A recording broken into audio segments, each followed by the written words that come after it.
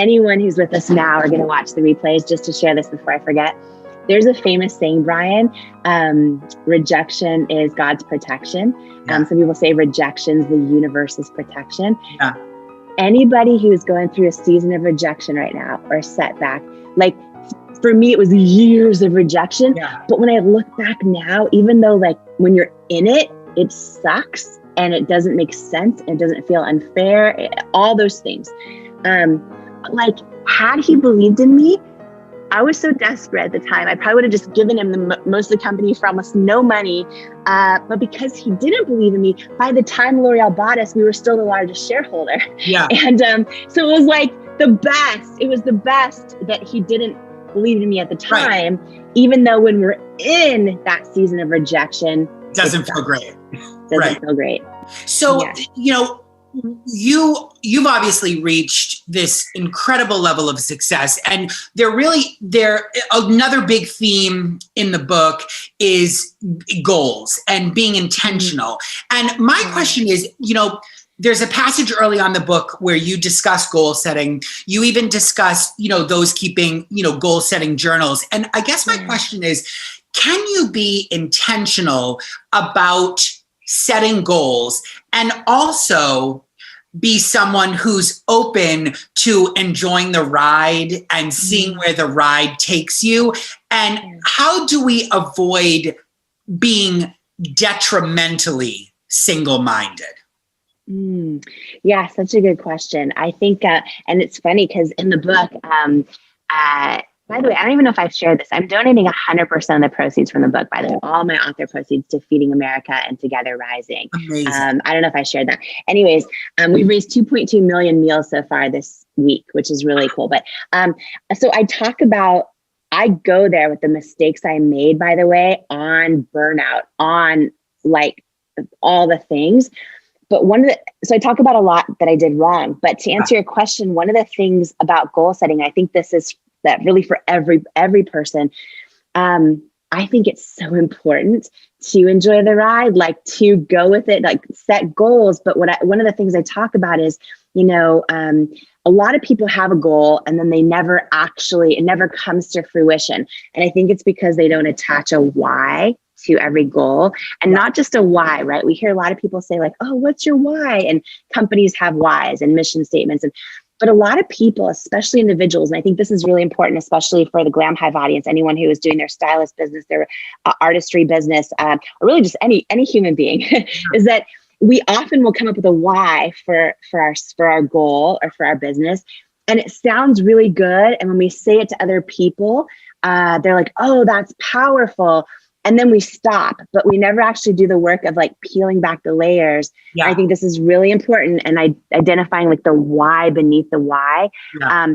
And I think that when you have a deep why for what you're doing, I think that it drives you to something greater than yourself. Yeah. So your goals might change, right? You might go with the flow and leave one dream and go after another, but your deeper why for your hopes of impact on the world, I think when they're greater than yourself, I think that's huge. And just one quick example is, you know, for 3 years, I every time I got knocked down or another no, I still get no's all the time. But like every time in those years of not seeing any proof of success, you know, one of the things that kept me going was I had done this work on peeling back the why beneath the why. And I talk about how to do this and believe it in my book a lot, but and here's what I mean.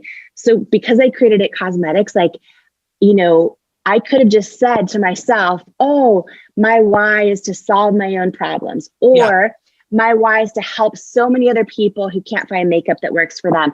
Yeah. And if I would have shared that with someone else, that would have been like, oh, that's so great. You want to help a ton of people. And I did want to do both those things. But like what I did early on was do the work of realizing like, oh, wow, my whole life I've seen these, you know, television commercials where everyone's photoshopped, and I always wanted to look like that, but yet they always made me feel not enough. Yeah. And I was like, what if I can create a great product, but also like use all different types of models, right? And what if I could try and do whatever I can to shift the definition of beauty for every little kid out there who's about to see these images and start doubting themselves. And every adult who still does. And I had that deep, it was like peeling back the layers and going deep. And so, you know, I just want to share for everyone who's joining us today, right now, live or watching the replays later, who, you know, is a stylist, is an artist, is a creator, is an ideator, is a human being with a goal. This is one of the most important things. And I see so many people never, ever make it. Like, I've had the blessing of meeting tens of thousands of entrepreneurs now. A lot of them give up or they quit. And a lot of times, one of those reasons is they didn't do the work of going deep on why is it for what they're doing? Why are they doing what they're doing? And how is it of service in a way that's greater than themselves? Because at the end of the day, when we're doing something that's just for us, or just to pay off our house mortgage, or just to, those things sound good, but they're usually not meaningful enough for us to get back up every time it gets really hard and when we get knocked down. And I think what's so great about the book, with that advice, but the book in general, is your story and what you share in the book. It's so appropriate for budding entrepreneurs. And I think everyone has a little budding entrepreneur inside themselves, but it's just good advice in life. When things get rough, when you get knocked down, which is going to happen, that kind of advice, finding the why, helps you pick yourself back up, dust yourself off, and keep going, right?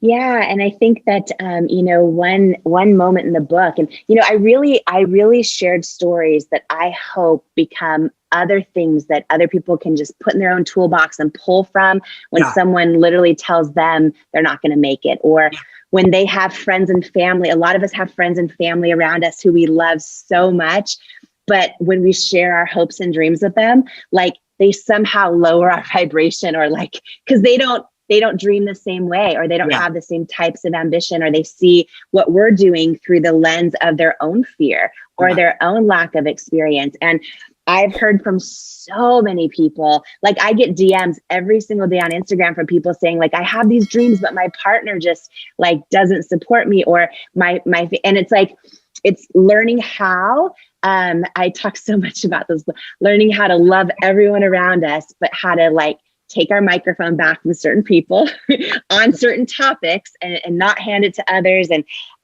there's so many things in this book for everybody, really, whether they're an entrepreneur or just someone that has that inkling inside. And the one more thought too to share just really quickly too, Brian, is I don't know if you remember this part in the book, but we were about 2 years into It Cosmetics, and I wouldn't even look at my ATM receipt when it would come out, and I'd have to go get $20 cash. Yes. Like, I couldn't handle looking at it. Because I would physically feel ill. I didn't know how we were going to make it. And we got a big call from a potential investor and a private equity company. And I thought, like, oh my gosh, this is going to be life-changing. Like, if they invest in It Cosmetics, A, I'm not going to go bankrupt. And B, I bet that they could use, this was a big private equity company. So they had invested in a lot of the products in grocery stores that like have become household names. And like, if they invest in It Cosmetics, maybe they could use their leverage to actually get us into some of these retail stores that keep telling me no over and over and over. I was so excited, and we started doing all the meetings with them, and started the diligence phase, which is when they want you to show them your product pipelines, your, you know, all the things, your budgets, your projections. And it got down to the final meeting, and I thought, like, this is going to be life-changing. And my husband and I flew up for the meeting, and we were standing about 3 feet from the head guy, and they said, you know, congratulations, we love your product, we really believe in it, but it's a no, we're going to pass on investing in It Cosmetics. And when I said, okay, so I'm so used to hearing no at that point, I'm like, can you tell me why? Like, can you give me feedback? Because, you know, usually feedback is a gift. And this guy was like 3 feet from me, and he says to me, do you want me to be really honest with you? And I'm like, yes, please. And he says, I just don't think women will buy makeup from someone who looks like you with your body and your weight. And I remember this moment. Well, first of all, I went in my car and sobbed my eyes out. But before that happened, I remember 2 things. Like, I remember And I also felt like a lifetime of body doubt and self-doubt like fled my body. It felt like I was staring my own fear straight in the eye when he was talking to me. But I remember this deep feeling in that moment, Brian, when he said that, I just don't think women will buy makeup from someone who looks like you with your body and your weight. I had this deep feeling, like literally, I remember it like it was yesterday, that said he's wrong. Like I just felt it, right? I felt it. And I also, and I know it's what's wild is I never felt anger toward him, or like I didn't even get mad. It hurt, but I didn't get mad because what I realized, like I had done the work on why I wanted to do what I was doing. He was impacted by his whole life of seeing ads and images. And in his own mind, you needed to look a certain way to make him money. So he was just as much impacted as me. And in a way, because I'd done the work on the why beneath the why, all his rejection did, besides hurt and suck and make me cry myself to sleep, it really fueled me to realize, oh yeah, like this, like things do have to change. And 6 years later, by the way, the day L'Oreal acquired It Cosmetics. I was going to say, I definitely remember this part of the book. It was so good. It was, and listen, I didn't need anything from him. I believe in life, like we get what we give. And anyways, but it was kind of fun that six years later, I heard from him, and the day L'Oreal acquired It Cosmetics, it was like the homepage of the Wall Street Journal. It was kind of everywhere out there because they announced it because they're a public company. And so he reached out and he said, congratulations, so happy for you. I was wrong. And I learned it would have been the most successful investment in his company's history had he invested. But the other thing, oh gosh, this is like my favorite topic. Anyone who's with us now are going to watch the replays, just to share this before I forget. There's a famous saying, Brian, rejection is God's protection. Some people say rejection's the universe's protection. Anybody who's going through a season of rejection right now or a setback, like for me, it was years of rejection. But when I look back now, even though like when you're in it, it sucks and it doesn't make sense. It doesn't feel unfair, all those things. Like had he believed in me, I was so desperate at the time. I probably would have just given him most of the company for almost no money.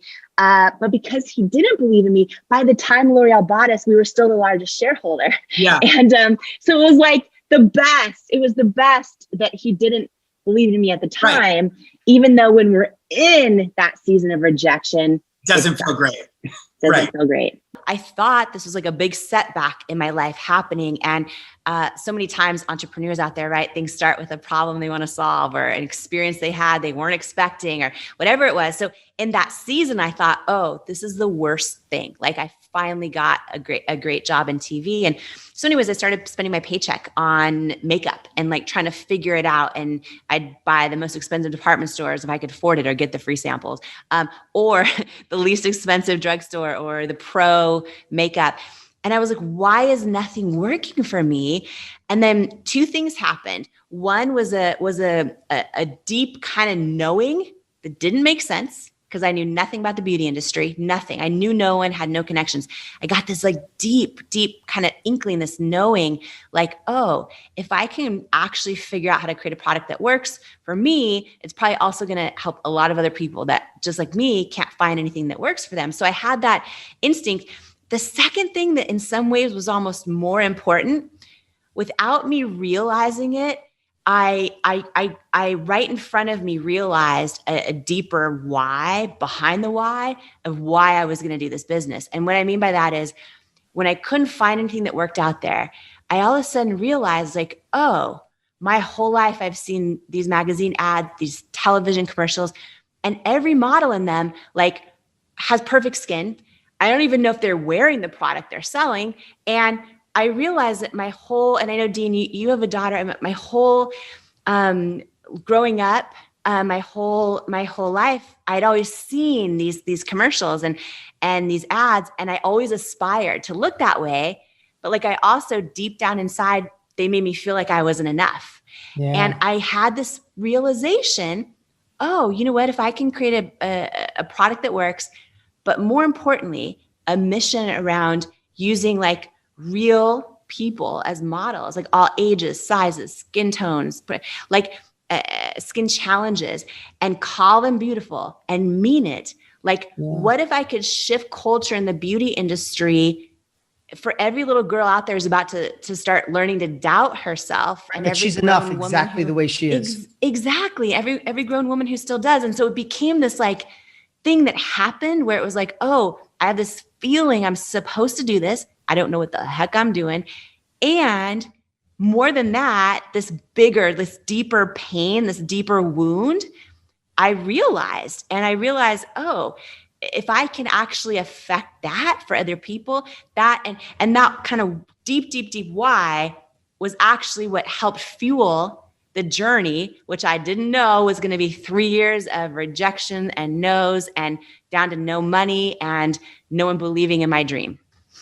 Yeah. And, it makes total sense. The more I get to know you and the more I hear your story, is it makes sense because you need a deep, strong why to pull you through the millions of no's and being sent out of a place where you probably went out in your car and cried and said, why am I doing this? And all those types of things. I know that journey, we could bypass all the ups and downs and say, and you got to do this amazing deal with L'Oreal. But I'd love to share, again, I have some questions I want to get, but I want people to know the story. I'd love for you to share that story, because the story of when you were rejected and you had the nerve to say, would you mind just telling me the truth on why? Yeah. Because I want everybody to listen through this through a lens of knowing that we've all been in this position. We've all had the rejection, told it won't work. We weren't smart enough, weren't pretty enough, weren't young enough, weren't rich enough, weren't educated enough. And we have two choices when those things happen in life. We let it accumulate and we let it build up to a point where you go, maybe I'm not good enough. Maybe I'm the wrong size. Maybe I'm wrong shape. Maybe I live in the wrong area. Or we find a way to make it our strength. It becomes the anchor you drag across the desert, or the wind behind the sails as you go across the ocean to new frontiers. And I know it's a subtle little difference. And one of the things I hope that will, I always say in on this podcast is take what serves you from this and put the rest on hold. But in this shifting time of uncertainty in our world where you don't know what's going to change, we don't know what's next. Maybe your career, your life, your business has shifted. We need that. We need to be armored. We need the tools and we need the mindset to go, okay, this was a setback. This was maybe designed for me. As hard as it is, that's a must. If you are listening to me, you want another level of life. And that's why I love having Jamie here. And I really want you to hear this story, but put yourself in these shoes. And then I got some great questions I think will anchor in how Jamie got there. So, it's funny when you said that one story of rejection, literally like 100 first entered my mind. There were so many, Dean. It was, I thought when you just launch a product, if it works, like it's just going to sell, people are going to get it. And, it was every retailer was saying no, every department's or QVC. My dream was to go on QVC and prove live the product works. I don't need a fake ad. And, I want to show live, right? Those were all my dreams. And every single one of them said no, like for years. And so we got to this point where we were down to under $1,000 in our bank account, which was our company bank account, but also our personal bank account. And we got an inbound interest from a private equity company who saw like how good our product was, right? And because we were selling like 2 to 3 orders a day on our website. So somehow they heard about it. And I was so excited because this was a private equity company that had created so many products. Most of us buy in grocery stores and things like that, not created them, but invested in them a lot of times when they were small and helped them scale to be household names. And I thought, oh my gosh, like if they invest in us, A, we're not going to go bankrupt. B, maybe they can use their contacts or their leverage to help finally get us into some of these retailers that I'm dreaming of selling my product in, who all keep saying no and we're not the right fit and all that. I was so excited. And so we took meetings. We started the meetings process and it was going really, really well. Then the diligence process where they do like your projections, your financial, all that stuff. We got down to the final meeting and I was like, and Paulo, my husband and I flew in for it.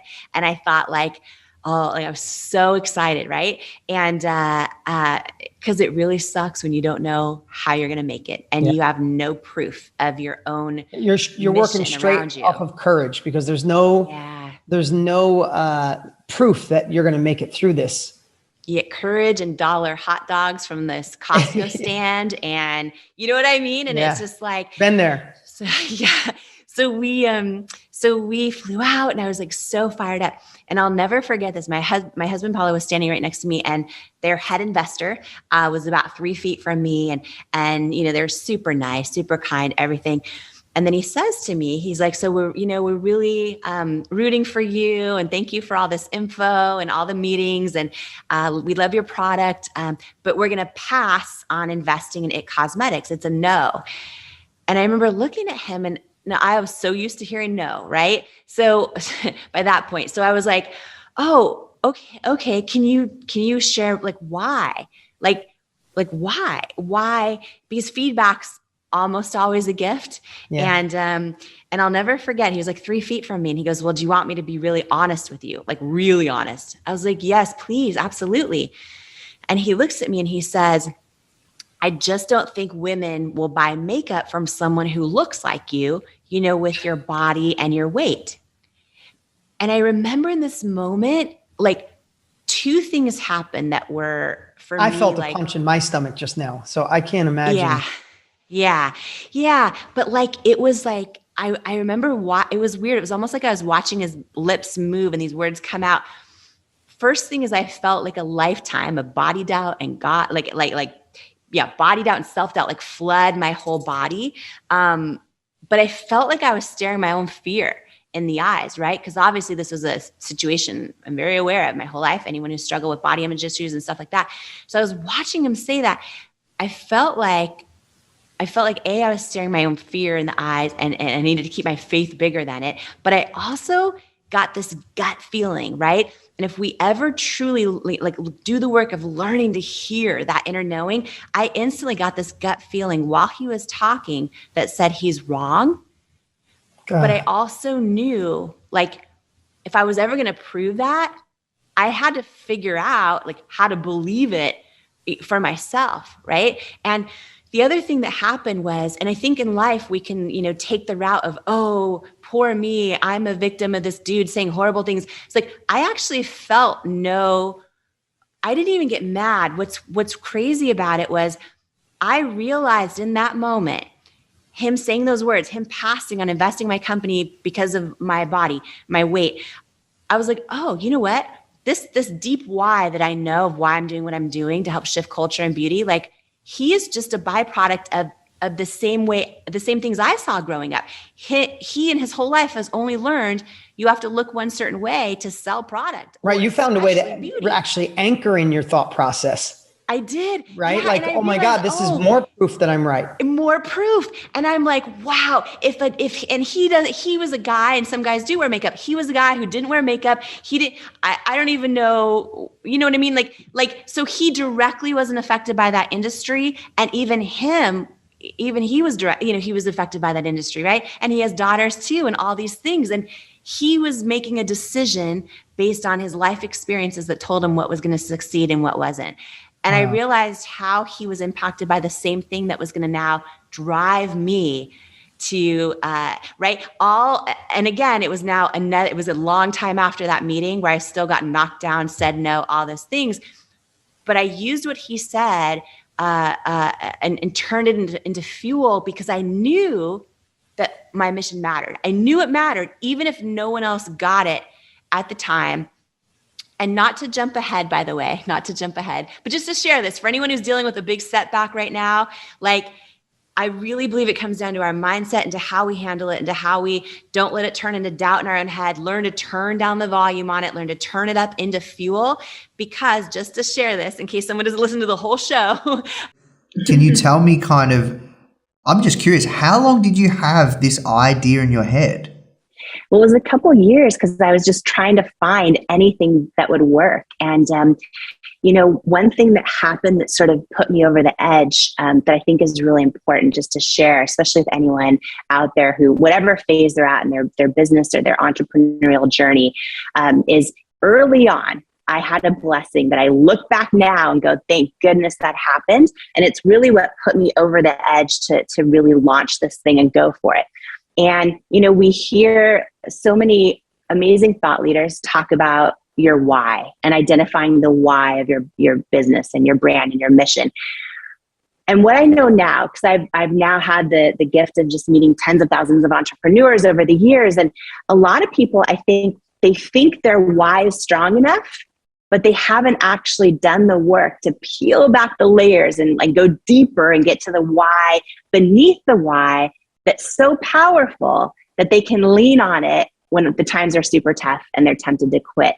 And when I look back at this moment after having this idea for a couple years, one thing that happened so, I guess, serendipitously, or out of sheer grace, I should say, is that, you know, initially I thought like, oh, okay, I can just create a makeup product that if it works for me, it'll probably work for so many other people. So my why could have very easily been like, oh, I'll solve my own problems, but I'll help so many other people too. And I think a why like that is why so many entrepreneurs fail. And here's what I mean by that. Because when we share a why like that with someone else, they're like, that's great. That's so virtuous. That's awesome. And then we think it's enough. We think it's enough if we have a why that's I'm going to help people or this or that. Because, you know, I did want to help people. But what happened, and I want to call this out for anyone listening, because I think this is really important.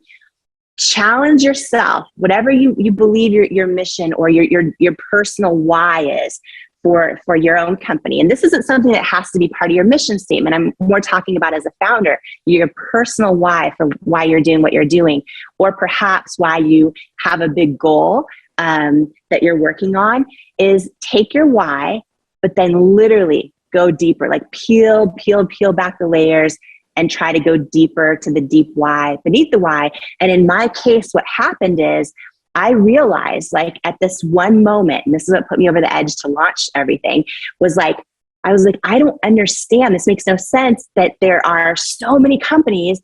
Why do none of them work for me? And then what I realized was like, wait, I've actually never seen a model who has like bright red rosacea selling makeup products, right? And then I started thinking about growing up as a little girl. And what I realized is every time I would see the beauty ads on television or in magazines, like I loved them. I aspired to, you know, look like them. But at a real deep level, they always made me feel like I wasn't enough. And I had this big moment where I realized, like, okay, I want to launch products that work. But what if when I launch a beauty company, what if I can actually use real people as models and like all different ages and shapes and sizes and skin tones and skin challenges and call them beautiful and mean it. And what if I could actually like shift the definition of beauty inside the entire industry for every little girl out there who's about to start doubting herself and every grown person who still does. And it was kind of this huge, crazy idea for someone that was sitting there with no money, no connections, not sure how it was even going to happen. But I got that deep, deep, deep why that was so not just painful, but really meaningful, purposeful for me. And that came early on. And, you know, after I jumped into entrepreneurship and, you know, poured every penny I had into it, I didn't know it would be 3 years before I could even afford to pay myself at all. I didn't know that I would get hundreds and hundreds and hundreds of no's. And I think that as founders, as entrepreneurs, as people with big dreams on our heart, we need like a toolbox of things we can pull from that help us maintain our resiliency. And for me, I think one of those real important tools was really that deep, deep, deep, meaningful why, where I realized, okay, what I'm doing is bigger than myself. It's not just about me, right? And the last thing I'll say to this really quickly, because I think sometimes people think their why has to be some like global, grandiose, thing. Sometimes your why, your deep why, may have nothing to do with your actual company, but your deep why may be like, I'm going to be the first person in generations of my family to break a cycle of poverty or of lack, or I'm going to be the first person that, goes for it and doesn't let self-doubt hold me back in my entire family, right? It could be, there's deep whys, or I want to show my children what it looks like to go after a dream. There's a lot of different whys beneath the why. But I think identifying one of those that really truly hits home is such a key, because being a founder or an entrepreneur at any stage, right? I've kind of seen a lot of different stages, from no money, no one believes in you, you're about to go bankrupt for a few years, to, private equity investment and massive growth, to we built to over 1,000 employees. And when we eventually were acquired by L'Oreal, it was our largest acquisition in the US in their history. And then I was part of the largest beauty company in the world as well. So it's kind of like I've seen inside all those, and they all come with their challenges. But I think no matter what phase you're at, having that deep why beneath the why is super, super important to do the work for. It's worth spending the time in, for sure. Yeah, wow. This is really fascinating. I want to kind of circle back here, because one of the things that I kept getting out of the book, and for those of you listening, this is actually the first physical book that I have read in so long. We have babies about the same. I have a 3-year-old and a 10-month-old. And yeah, so, being pregnant, I had a pandemic baby. It's like Audible is the thing. And I said, no, I'm going to get the physical copy. And I'm so glad I did, because of the pictures that are in the squirrel picture. Oh, I read that at like the perfect time. But if you guys have the Audible, get the physical book. Like, it is so worth it to be able, and then the beautiful picture you shared with your daughter, like that, there are just so many moments that it's so open. Like, I feel like I know you, I've never met you in my life. And I'm going through this book and like, wow, like she really just bared her soul, which is so beautiful. Yeah. But what really came through in the book is how driven you are by your why. And this why to change the beauty industry, to change the way that, to really make real women the star of the show.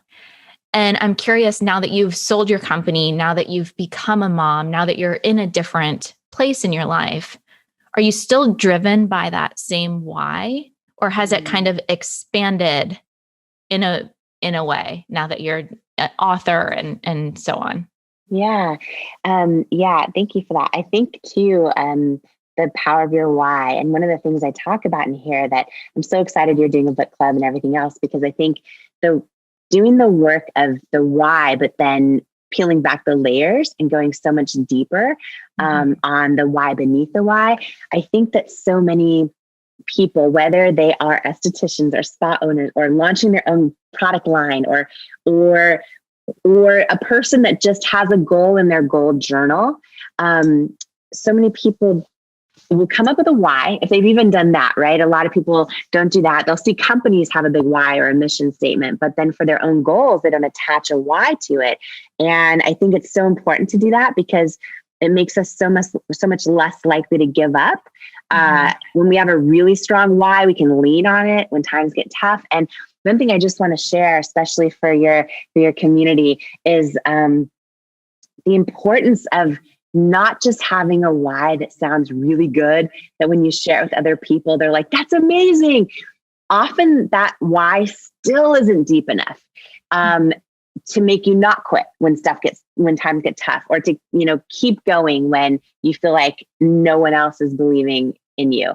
And, for my why, I could have just said, oh, I want to create a product that solves my own problems, or I want to create products that help so many other people. And that would have been true. It would have been true.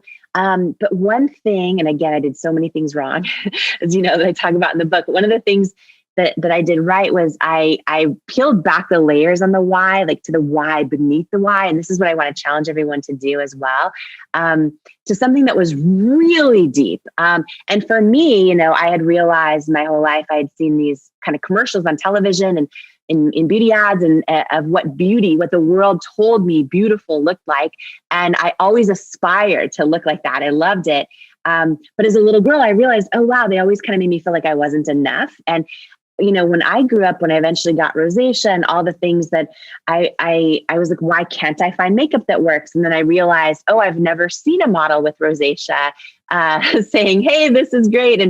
And so I had this deep why that came from a lifetime of, I guess, the feeling of not enoughness, where I realized, oh, let me not just create a beauty company, but put real women and men, all different ages, shapes, sizes, skin tones, skin challenges, call them beautiful and mean it for every little girl out there. Like, maybe I can do this in time to prevent other little girls out there who are about to see these images and start doubting themselves, right? And help shift perspective on what is beauty for every adult who still struggles with that. And so that why was really deep for me. And I think that, for everyone in your community, whether their hopes and goals are to, work as an esthetician and just feel joy in their job for the next 40 years, or maybe their dream is to start their own product line or their own, expand their spa business, whatever it is. I just think peeling back the layers, because a lot of times people will have a why that's like, oh, I want to help people, or I want to make women look and feel their best. Yes, I want to make women look and feel their best. That's a great one. I want to pay for my kids' college. It could be any of these things. And they sound so great when you share them with other people. You gotta go deeper. And it doesn't mean it's a different why. It means take that why and start going deeper, because I feel like we have to be doing something that's truly meaningful to us, that's so much bigger than ourselves, to be able to lean on and keep going. And I think that's so important. And that's one of the things that helped me keep going during all the years of rejection. It was tough. And anyone in your community who is starting a product business, I'm excited for them to read the book, because I talk also just about, like all the scrappy things and the unglamorous things and the things that what do you do when people copy your product? What do you do when, all those kind of things. But just having that why to lean back on, I think, is so important. And I think a lot of people put pressure on themselves for like, what's your purpose? And I think we can have several purposes. And I think that they can continue to evolve. My whole life, I thought I was going to, I would watch Oprah growing up, and I thought, oh, one day I'm going to, share other people's stories with the world and have a talk show. And I was working in my dream job, I thought, as a news anchor. And, but when I got rosacea, when I started realizing there's this need in the beauty industry for products and a whole new message, I had to know, I learned that knowing when to let go of a dream is as important as knowing when to go after one. And my purpose shifted in that moment. And I chose to kind of trust myself in that. And, now as a mom, definitely, And also just, I had a moment, I don't talk about this in the book at all, but just to share with you, I had a moment about 2 years ago where I'd all of a sudden realized, oh my gosh, I was in my living room for years. We built to bigger offices, over 1,000 employees, sold to L'Oreal. And I was sitting in this corner office that was brand new. It was my first time sitting in this brand new corner office at the It Cosmetics headquarters. And our new offices were over 60,000 square feet. And my office overlooked the whole Manhattan skyline. And it had this huge bathroom. I don't know why I just felt like a bathroom was a big deal. Like, I have a bathroom. And it was like an office bigger than almost any home I'd ever lived in. And I sat there in this moment knowing a couple things. And I just was like sobbing in my office going, wow, this is so beautiful. The art on the wall. Where am I? This is not how I was raised. But also, wow, like, I made it. Like that dream became this reality. I felt like I was in the movie Devil Wears Prada, looking around, going, where am I? And I could have stayed there, right? But the mission and the purpose and everything that I had dreamed of, L'Oreal's done such an amazing job at building that out. And, I stayed on as CEO for 3 years post-acquisition, and we doubled the size of the company the first 2 years post-acquisition. The team is incredible. And I sat there in that moment going, oh, wow, right now I could start doing all the cool stuff. Like, right now I'm in this office that the world tells me is what significance looks like.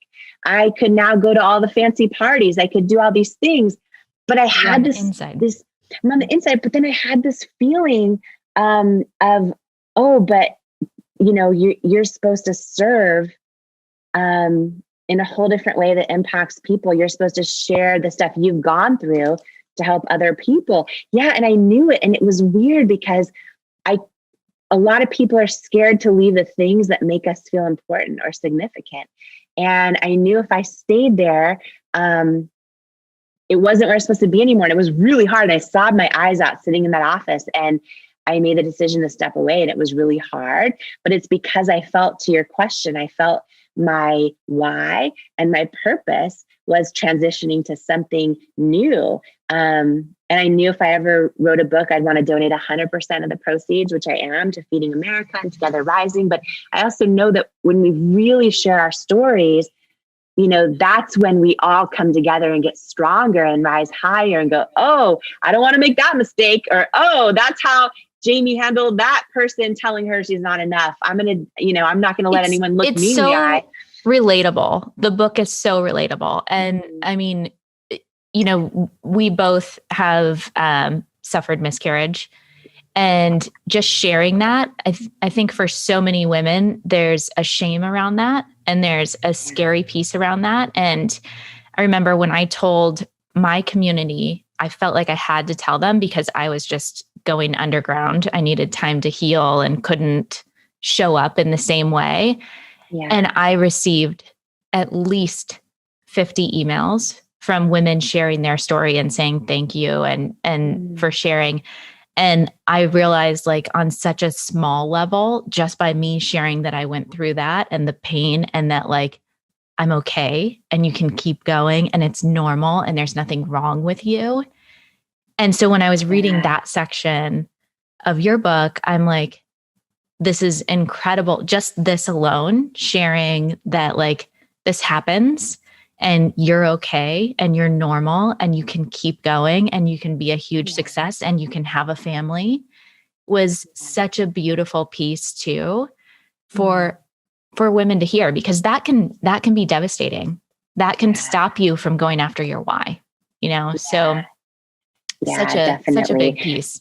Yeah. And it's really hard when we're in the midst of struggle and setback. And I, just to share one thing, I did this kind of big book launch event this week where I invited a couple friends to speak. One of them was Robin Roberts of Good Morning America. And she shared something. You just reminded me of it. I want to share in case this also as a service inspires, your whole community too.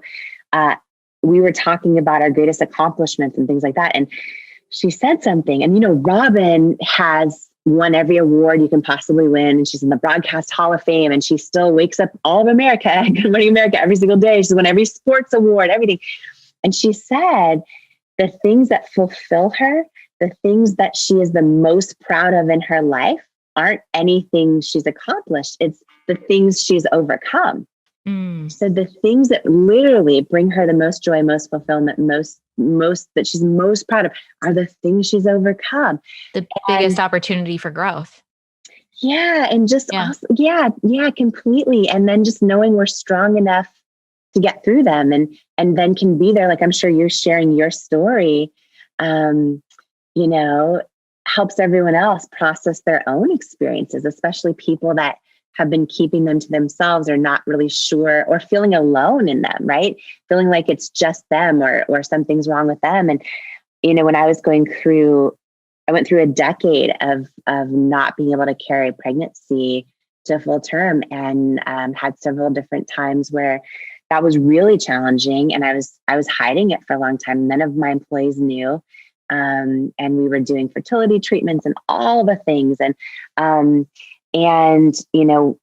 I felt like my body was betraying me, like my body was failing me, and what was supposed to happen wasn't happening. And there's so many emotions that come with that. And, I had also found out by surprise I was adopted, and there's so many things. And you also have made a huge difference in women's lives around the world because you are extraordinarily philanthropic. $40 million worth of product and monetary donations to people that are struggling with cancer. And what is next for you? Because you are right now in the middle of figuring out on this next leg of the journey called life what your purpose is and what your next thing is going to be. What tools are you using or how are you thinking about it? And it's really important topic because so many people, particularly after the last 3 years, have had a profound life change thrust on them. Yes.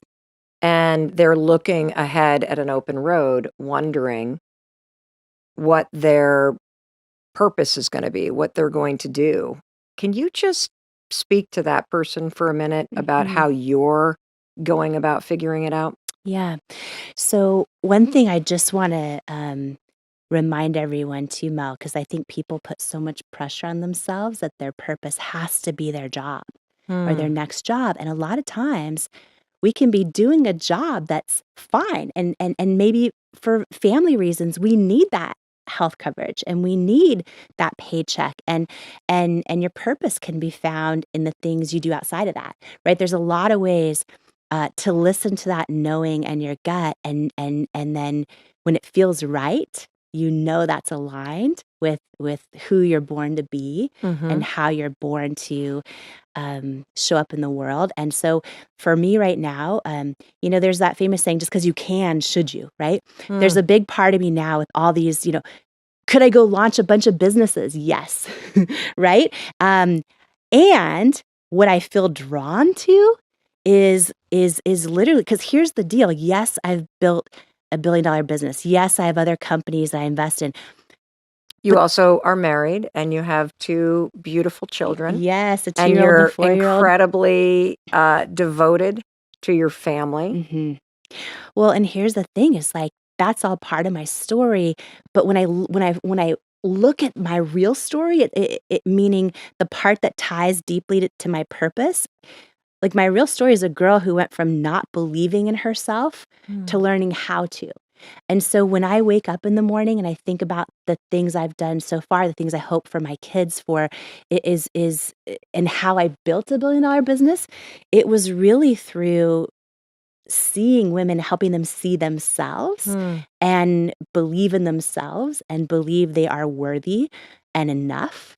And that's what fires me up every morning. So when I think about what I'm stepping into next, I wrote Believe It, which is about my book, about how to go from underestimated to unstoppable, donated all the proceeds. I'm donating all the proceeds from 100%.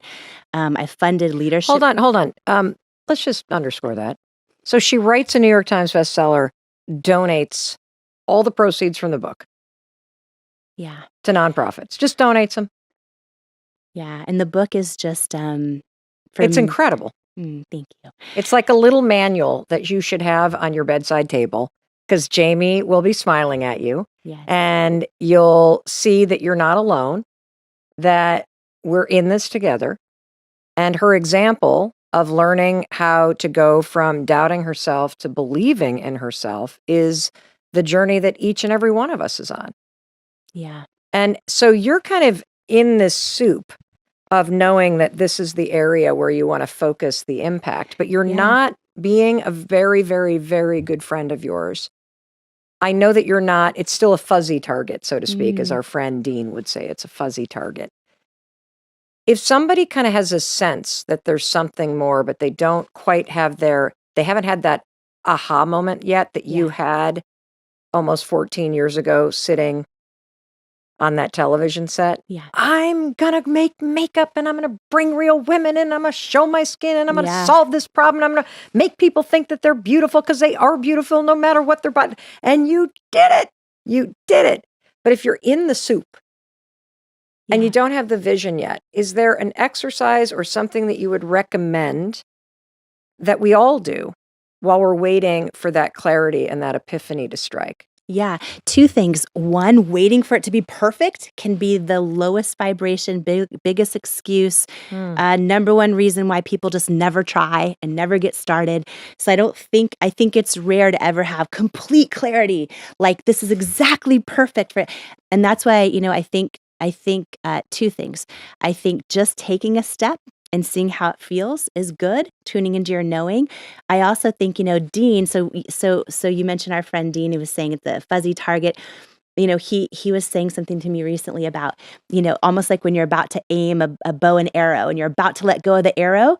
He's like, you can aim and turn it and twist it a few times before you let go of the arrow. It's okay to wait a little bit and just make sure you're going to aim at the right thing. So this year, for example, I've kind of been doing that. I've been saying, how do things feel? I have the gift and blessing of being here with you right now. How does this feel? Feels amazing. So does this mean you're going to do a talk show? Maybe you could teach me all the ropes, Mel, and then hardly. I am a failed talk show host. Okay, don't even. That is true. My talk show got canceled. Mm-hmm. Why? Mm-hmm. Because I can tell you why. Go ahead. Well, I was going to apply the lessons from Professor Purpose, but I'd like to hear you tell me why. I think our steps are ordered. Why? I think because you are going to own all of what you're doing and make it so much bigger than anyone else who owned it could have made it. Mm-hmm. So by that definition, I think you're the most successful talk show host. That's the first thing. At least in the podcast is. But no, I think it's all going to be the same. I think a show is a show. You know what I mean? It's the world's changing so rapidly. And I love too that you can do this show on your terms, it's right? True. You can do it on your terms. And that's why it is so huge, because it's on your terms.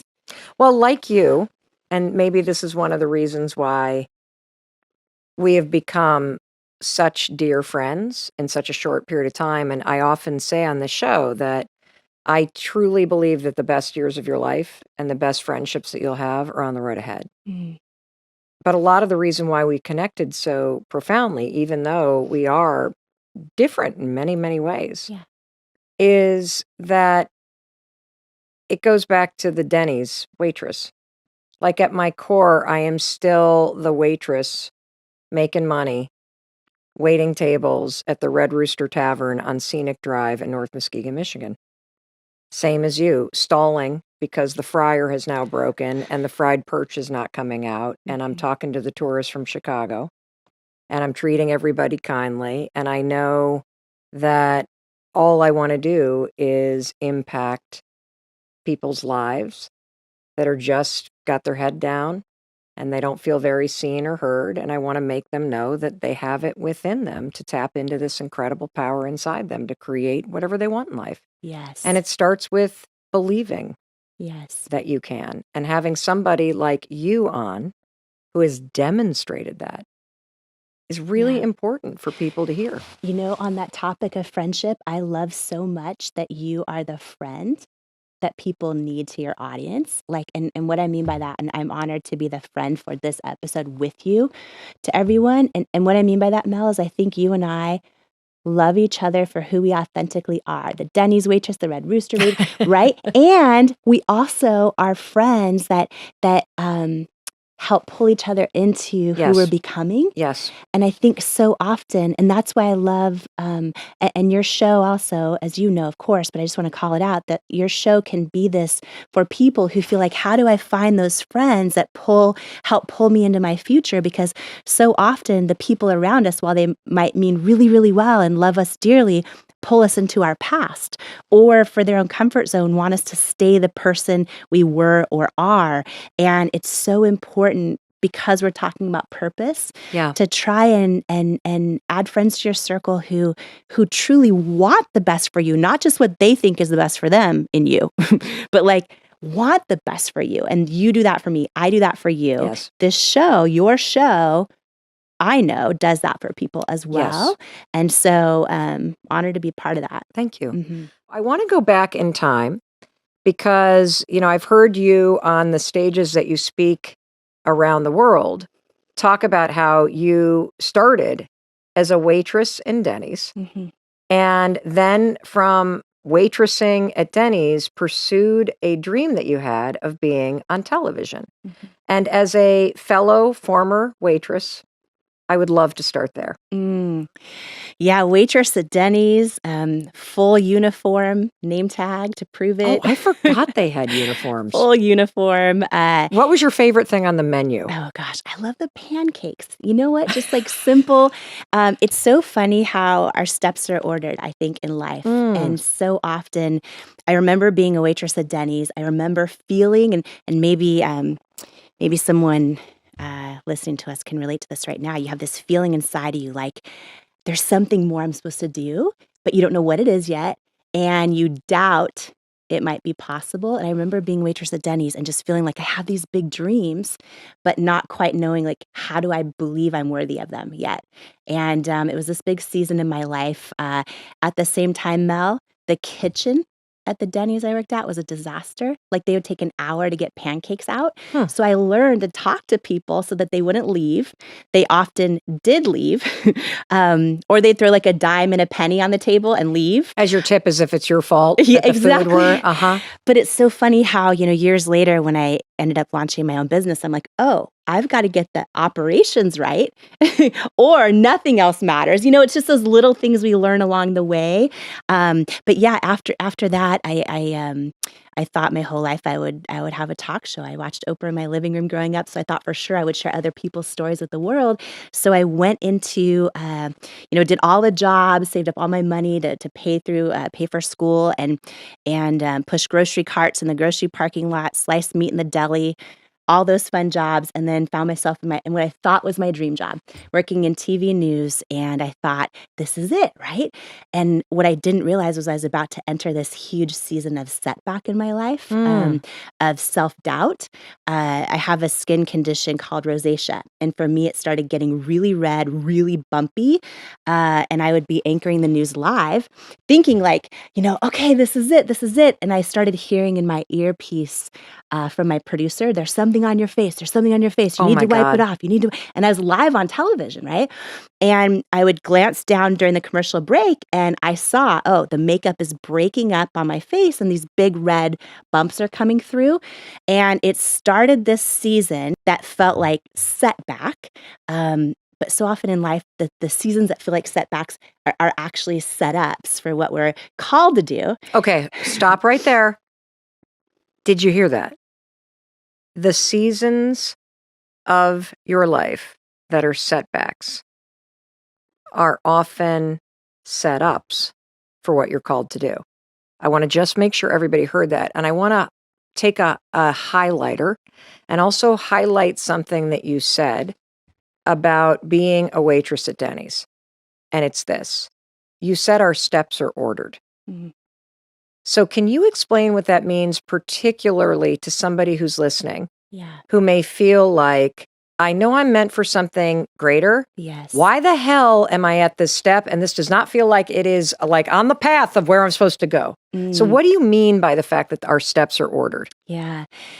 I believe, everything in life Yep. is happening for us, even when it doesn't make sense. Can we what do you mean happening for us? So to somebody that's like really in it, Jamie. Yes. What does that mean? Let me frame it around our topic of purpose, right? Okay. So often people feel empty because they feel like, my purpose needs to be some job. It needs to be my job, or it needs to be this grand thing I haven't figured out yet. But for those of us that have accomplished a goal we always dreamed of, we get to it and we're like, this isn't it, right? It's never, in my opinion, purpose is never this big goal necessarily. Purpose is so often when we're able to serve the person we once were, or serve in a way for something we've gone through. And here's what I mean. I think our purpose can be like, oh, wow, I went through a really freaking hard season in my life. And I now am actually realizing I'm born to be a generational cycle breaker in my family. Mm-hmm. That is an incredible purpose, right? Purpose can be like, I've been having a hard season for a long time. And when I actually just take a minute and say hi to someone else who's lonely, maybe it's like in the coffee line at Starbucks, maybe it's the neighbor down the street, whatever it is, you feel in your gut a sense of fulfillment, like a sense of alignment when you're doing something in your purpose. And I think that the big mistake people make is they think it's this end goal, right? A lot of times when people hear my story and they hear the, oh, Denny's waitress builds $1 billion company, they think my purpose was to be some big entrepreneur. It wasn't? It wasn't. What was it? In the journey of how I did it, Yeah. I took this massive risk, right? Taking my makeup off on national television when I was told not to, and being brave enough to be seen and helping other women realize that they're worthy and enough exactly as they are, seeing them as who they are. To me, that is my purpose. And in doing that, it just, a byproduct of that with It Cosmetics is we built a company with millions and millions and millions and millions of customers. And what's wild is 5% of our customers actually have skin issues, like I do. 95% don't. It's just that they felt seen and connected with something that spoke to their soul, right? For me, being willing to say, here I am exactly as I am, no makeup and, all my skin issues. I think people connected with that feeling of, oh, I'm enough exactly as I am. You know what else I think is a really important part of your story? It is waitressing. Yeah. It's pushing carts in a supermarket. Yeah. It's working in the back house of a restaurant. That's Yes. my story too. Helping my best friend on her paper route, bussing tables. And I think when you work in retail or you work in a service job, Yeah. and you feel at times invisible, you start to realize how important it is to treat everybody with respect and kindness. Yes. That there is no work that is beneath you. And when you can bring that level of service to the job that you have right now, even if you hate it, even if people treat you like garbage, even if the back of the house is not getting those pancakes out on time and Yes. people are angry, if you can bring a sense of grace and service and just humility to those roles, I think it changes how you show up when things start working out, because you don't ever forget what it's like to be treated like shit Yes. because somebody was mad that their pancakes weren't out on time. Yes. Yes. And also, you and I have had this experience where we've truly gotten to see and be almost every type of person in every type of environment. And so now it's like, whether it's me building a business or you building one of the top shows in the world, I feel part of that was like, oh, we understand who's listening and watching you right Yes. now. I understand who real people are who built, who bought my products. And so when you mention steps are ordered, it's like, no matter where you are in your life right now, what you're going through, I believe every piece of it, whether it's, oh, someone just, cut me off in a parking lot and screamed at me, or, oh, whatever it might be you're going through, all of those things are happening for you, I believe, I love that. so that you're amassing this toolbox of understanding and getting strong enough and equipped enough for the purpose you step into. Amazing. So Professor of Purpose, Jamie Kern Lima, right there. That's your takeaway number one. The steps are ordered. Believe in that.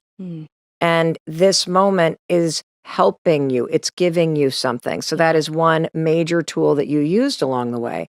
Let's go back to that moment, because I think you were 28 years old, right? When you're sitting on television in Seattle. Yeah. You are a local news anchor. You're living the dream. You're on your way. And you are now starting to have this nightmare happen. Yes. Where your rosacea is breaking through on camera in front of everybody, the makeup that they put on you. Yes. And you've got people in your ear telling you, there's something wrong with your face. Yes.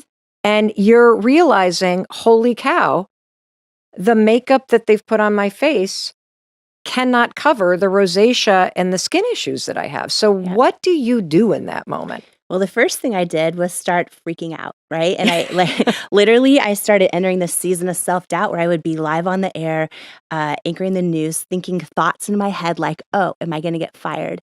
Are viewers changing the channel right now? Like, am I costing the company ratings, right? So it was this Could you feel those moments when you could feel like the makeup not kind of like disappearing? Like, there were moments when I used to be a commentator for CNN. I was pre-menopausal. where I could feel the hot flash coming. Yeah. I didn't feel it until they said it in my ear and in my earpiece. And then what would start to happen was I would get so nervous and stressed out because they kept trying to cover it during commercial breaks. I could feel my heartbeat in my ears.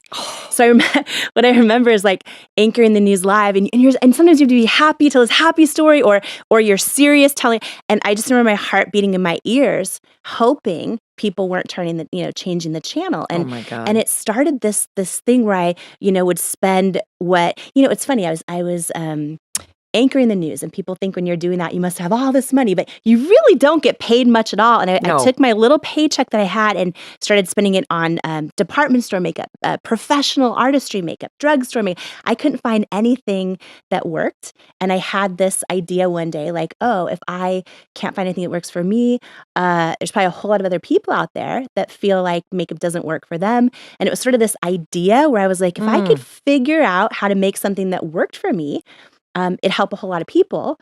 And that was my knowing or this gut feeling. But then my head, Mel, was like, oh, but you got no money, you got no connections, no one in the beauty industry, you're unqualified. So I sat in this place, right?